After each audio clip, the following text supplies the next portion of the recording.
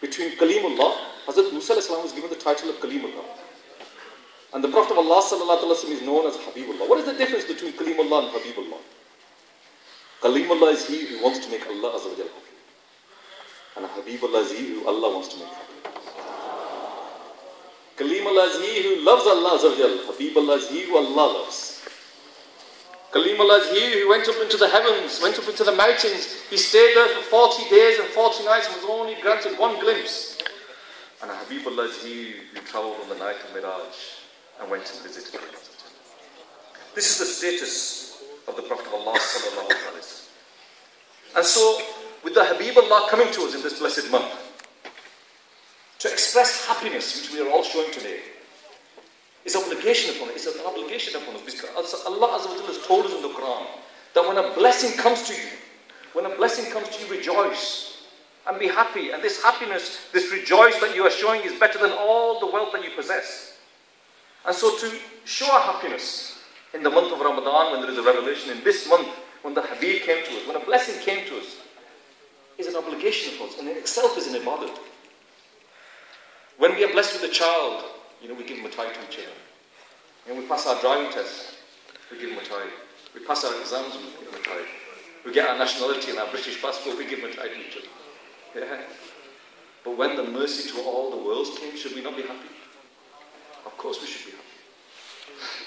Because the Prophet of Allah sallallahu alaihi wasallam was sent as a mercy to all mankind. And so it is incumbent upon us to rejoice. So during this month, when we remember that we are blessed with the mercy to all the worlds, we should openly show our happiness. Not conceal it in our houses, but come out and show how proud you are to be an ummati. Show how happy you are to be an ummati. Because we are lucky. Allah has blessed us that we are ummati. And so we should learn to know about our Prophet of Allah sallallahu alaihi wasallam, about his life, about his miracles, about his birth, about his manners, about his faith, about his signs, about his seclusions, about his worship. And this will make Allah Azza wa Jalla happy with us if we know the Habib. Because then when we know the Prophet of Allah sallallahu alaihi wasallam, we can follow his example. But unfortunately today, the status of us is that we know very little about the Prophet of Allah sallallahu alaihi wasallam. And if I was to just ask you a few questions now, I'm not going to ask you to answer these questions, I'm going to ask you to think about these questions. And when you go home, you can answer them yourselves. And this will just give you a snapshot of the state of the ummah today. But if I was to ask the people in this room to name me 10 football players, we could probably do it. Many of us could probably do it. If I was to say, name me 10 film stars, then many people here that could do it. 10 cricket players, 10 politicians, we could probably do it. But if then I was to ask the same people to name those 10 companions that were guaranteed paradise, the Ashram al-Bashar. If I was to say, okay, make it even easier, to name 10 prophets, we would struggle. And isn't that sad? Isn't that sad that we know more about football, more about cricket, more about politics, more about all these things than we know about our deen? We know the starting 11 of a certain football team. We know all the politicians that are standing. We know all these names. But we don't know the companions of the Prophet of Allah sallallahu alaihi wasallam. We don't know the prophets themselves. Isn't this a sad state of affairs? Someone once asked the Prophet of Allah sallallahu alaihi wasallam, "O Apostle of Allah sallallahu alaihi wasallam, when will I become a mu'min?" And the Prophet of Allah sallallahu alaihi wasallam replied that this will be when you love Allah azza wa jalla. Now the companions, they were very lucky that as soon as a question comes to their mind, they can ask. Ya Rasulullah sallallahu alaihi wasallam, you told us that I will become a mu'min when I love Allah azza wa jalla, but when will I know that I love Allah azza wa jalla? And the Prophet of Allah sallallahu alaihi wasallam replied that this will be when you love his Prophet. Subhanallah. But then the next question, when will I know that I love his Prophet? We all claim to be Ashiq Rasul. We all claim to love the Prophet of Allah sallallahu alaihi wasallam. But when will I love his Prophet? Listen to the answer that the Prophet of Allah sallallahu alaihi wasallam gave. This will be when you obey his orders, when you follow his footsteps, when you observe his sunnah, when you love the people who love him and hate the people who hate him. Then you can call yourself a true lover. And I'm concerned, my dear brothers, that I think we all say we love But I think it's just lip service. You know, if the mother says to the child, "Beta, can you go to the shop to get me some bread?" And the child says, "Mom, I'm too busy. I'm playing on this computer game, but I love you." And then the next day the mother says, "Beta, can you do this for me?" "No, I can't, but I love you." And this continues, that every time the mother tells the child to do something, the child says, "No, I can't do it. I'm too busy. I've got this on. I'm doing this. I'm doing this. But I love you." That's not love. That's not love. And in the same way, what the Prophet of Allah ﷺ is telling us to do. We say we love. Amashik Rasulullah. But do we listen to what the Prophet of Allah ﷺ said to us? Do we follow what he said to us? And that is probably where we are going wrong. Allah Azza wa Jalla tells us that if we follow the orders of Allah and His Messenger, we will be with Him in paradise. Allah Azza wa Jalla tells us, Surah Nisa verse 69, translation comes with Iman, "And he who obeys Allah and His Messenger will get the company of those who have been blessed by Allah Azza wa Jalla, of the prophets, the truthful, and the martyrs, and the righteous, and what good companions they are." This verse is revealed because there was a certain companion. One day the Prophet of Allah saw that he was very sad and asked him, "Why are you sad?" And he said, "I cannot bear to not see your face every single day. And when I cannot even bear to see and be separated from you in this world, then what will happen in paradise? You'll be in the highest abodes of paradise and I'll be wandering somewhere. And if I cannot see you in paradise, then paradise will be a place of fear for me." He was scared that when he goes to paradise, he will not be able to see the Prophet of Allah sallallahu alaihi wasallam. And then the verse was revealed that if you love the Prophet of Allah, if you obey him, then inshallah you will be with him. The Prophet of Allah sallallahu alaihi wasallam in his final sermon that was delivered on the 9th of Zulhijjah in Arafat, he said, "I leave you behind two things, the Quran and my way, the Sunnah. If you follow these, you will never go astray." My dear Islam brothers, have you ever been to the doctors? And when you go to the doctors, he looks at you, he finds out what's wrong with you, and he gives you a prescription. And the idea being that you take that prescription to the chemist and you get the medicine, and you take the medicine. Now if somebody goes to the doctor, and the doctor gives him a prescription, then 2 months later he goes back to the doctor, and he says, "Doctor, I'm still ill. I've still got the same problem." The doctor's going to say, "Well, did you take the full course of the medicine?" "Well, actually, doctor, the prescription's still in my pocket." And the doctor's going to say, "Well, why did you come to me? You're wasting my time." Nowadays we are saying that, "Hi, my children are going away from the Deen of Islam. I'll leave you the Quran on my way. If you follow them, you will never go astray." Today we are saying that our daughters, our sisters are going so far away and committing all sorts of sins. "I'll leave you the Quran on my way. If you follow them, you will never go astray." Today we are complaining about all sorts of things. We're complaining about the state of the Muslims. "I leave you the Quran on my way. If you follow them, you will never go astray." Are we failing in that the medicine that was left for us to take, the Quran and my way, we're not taking it? If we look at our houses today where the Quran is, yes, it's on the top shelf. Yes, it's wrapped in a beautiful cloth. But how many times does it come off that shelf?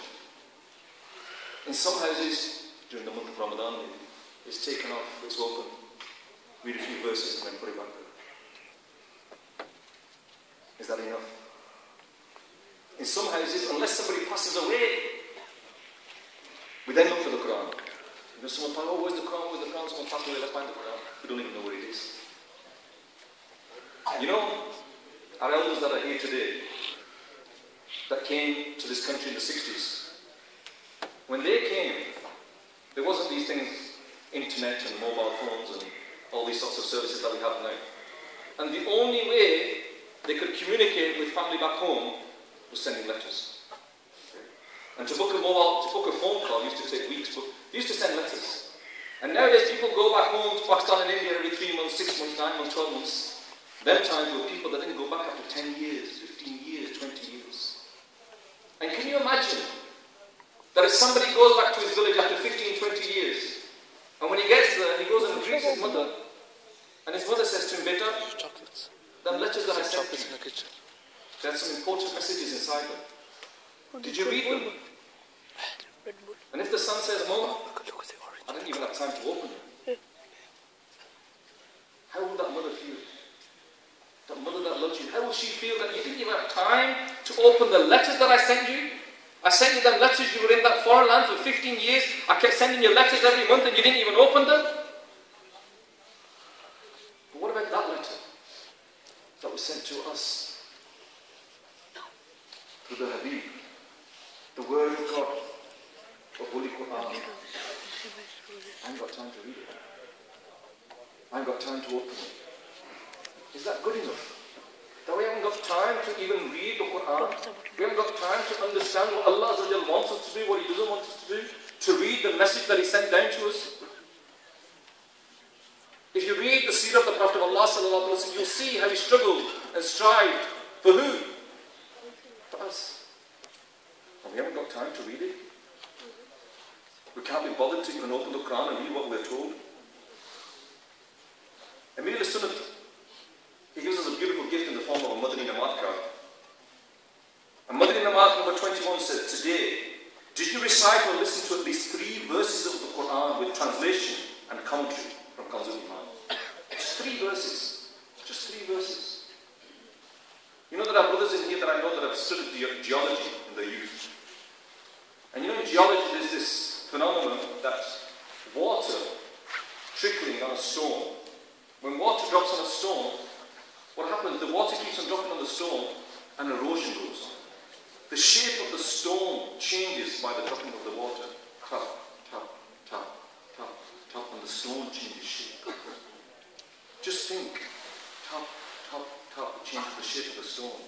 But if the eyes of the crown fall on our heart one by one, tap, tap, tap, will our hearts not change? Surely they will change. And is it up to us to read the Quran? But unfortunately it's there, hidden away. With regards to the Sunnah, the Prophet of Allah said, I'll leave you 2 things, the Quran and my way. With regards to the Sunnah, the Prophet of Allah said that anyone who dislikes my Sunnah is not with me. And the Prophet of Allah goes on to say, whoever loves my Sunnah loves me, and whoever loves me will be with me in paradise. But today, when we tell somebody the Sunnah of something, we say, this is the Sunnah to do this. We get the how, what, why, where, when. You know, it's 1400 years ago, it was Arabia, it was the hot weather, it was this, and that's why, and this. You know, we try and find a reason that is not acceptable in modern times. We try and look at the logical, why do we do that Sunnah? What's the benefit in doing that Sunnah? Tell me the benefit and then I'll do it. But the true lovers, they didn't ask how, what, where, why, when. They just followed. Let's ask Sayyidina Hazrat Abu Bakr Siddiq, why he followed the Sunnah. He was once riding a camel. He was the Amir al-Mu'mineen at the time. And as he's riding a camel, he does this. Ya Amir al-Mu'mineen, what are you doing? What's this? And he said, I once saw the Prophet of Allah doing the same action at the same place. The companion said, Ya Amir al-Mu'mineen, at that time, the tree, there was a branch sticking out. There was a branch sticking out, and because the branch was sticking out, if the Prophet of Allah did not lower his blessed head, then the branch would have hit his imamaship. Now that tree is got a lot higher, and the branches are up there now. So there's no need. Sayyidina Hazrat Abu Bakr Siddiq said, I don't care if the branch is there or there, I don't care if the trees there or there, I don't care anything, all I know is my Aqā did it and I will do. What's the logic? Is there any logic? There's no logic, there's ish. Sayyidina Hazrat Usman Ghani is sitting at the footsteps of Masjid eating meat. When he was saying that, look, come to your house, go to your home and eat it, come to my house and eat it. Why are you sitting here and eating meat? I once saw the Prophet of Allah sitting here and eating meat. What's the logic? No logic, just ish. The companion who ties his imamaship around the tree, because he saw the Prophet of Allah tied around the tree. No logic. So the true lovers, they don't need logic. The true lovers need to know. This is a sunnah, alhamdulillah, we will follow. And that's probably where we are going wrong. That we are not following the sunnah of the Prophet of Prophet Allah sallallahu alaihi wasallam. We're afraid of following him. We're afraid of what people will say. What will people say if I put this imam sheep on my head? What will people say? Oh no, if I go into the office with a beard, oh no, what are they going to say in the office? What's my boss going to say? You know what my friend's going to say when I start growing the beard? They're going to think, oh no. Is that the state that we've become, that we're so afraid of what people are going to say? You know, with regards to every sunnah of the Prophet of Allah sallallahu alaihi wasallam, the hikmah, there are blessings in it. And it is beneficial to us. Maybe we don't know what the benefits are, but as lovers we should just follow. But with regards to this particular sunnah, this is my own personal experience now. With regards to this particular sunnah, you know, when you have this on your face, you don't get invitations to nightclubs anymore. You don't get invitations to clubs and pubs and parties anymore. You get invitations to mehfil milaads, to ijtima'as. You know, when this sunnah is on your face, shaitan's got a problem. He knows he's going to have to work a lot harder to sort you out. So this is a weapon against shaitan, a permanent weapon against shaitan. You know, this is a permanent weapon. But again, that's just my personal opinion.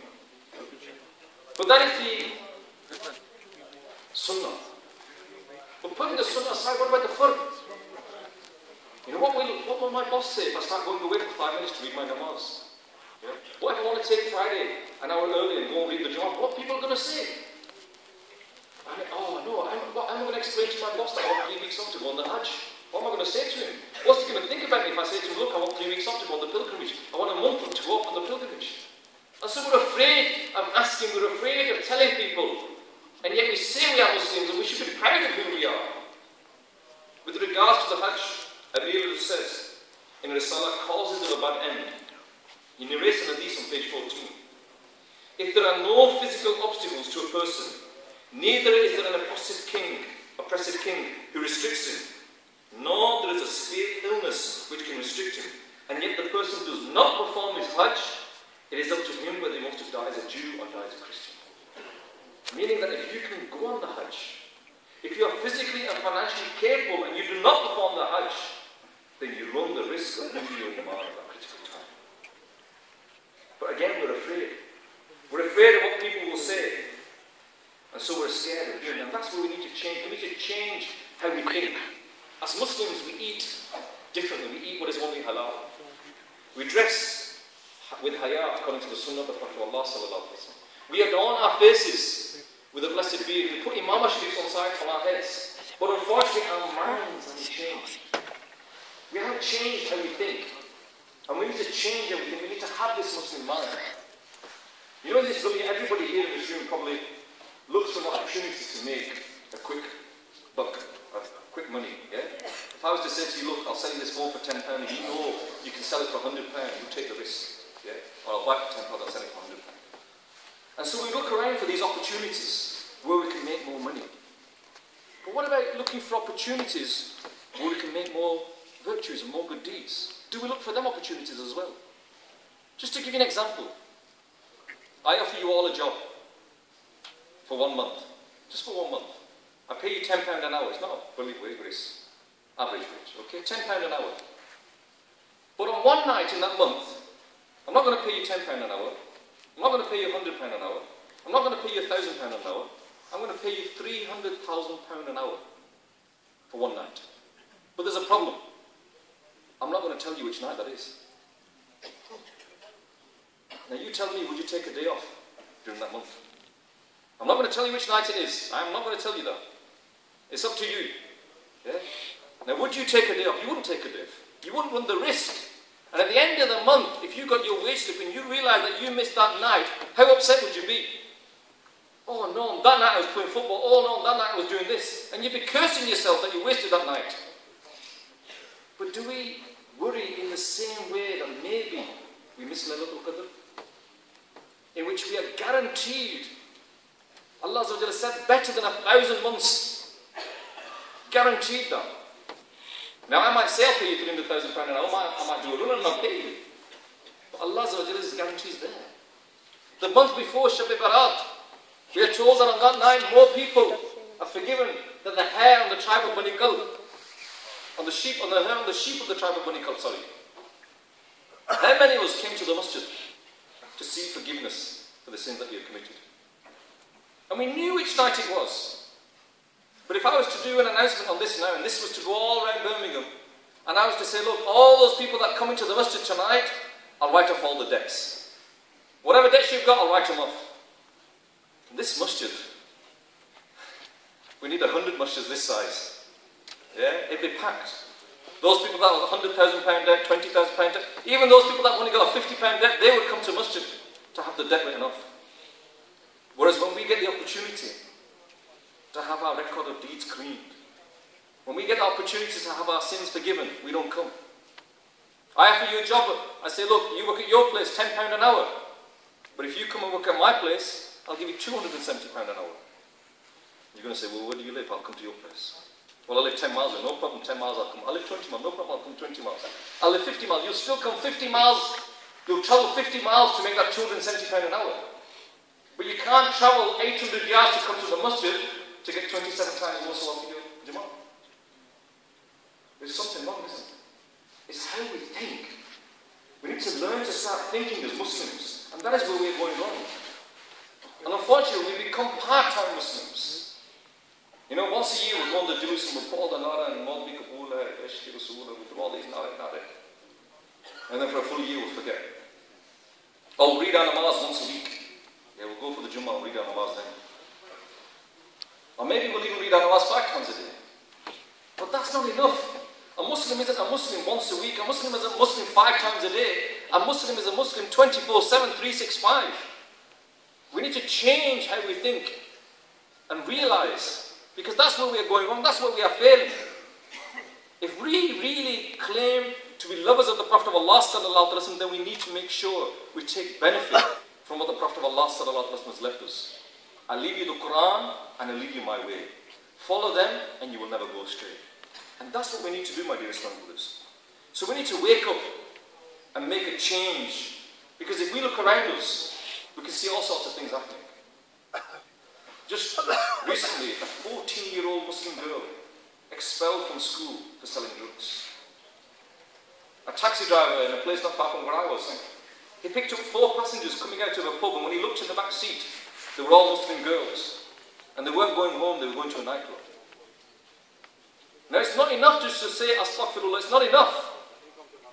We need to do something about it. Because this is happening all around us. So we need to make a change not only in ourselves, but also make an effort to change those people around us. And that's what Dawat Islami is here for. Dawat Islami is here, the platform is there for us to try and change ourselves, to try and improve ourselves. But by changing ourselves, Dawat Islami gives us that pain, the tools and the pain in our heart to think that, look, I'm feeling better now, I'm sorting myself out. What about all those people out there? And that's why the mission statement of Dawat Islami is that I must strive to change myself, and rectify myself, and rectify the people of the whole world. Inshallah.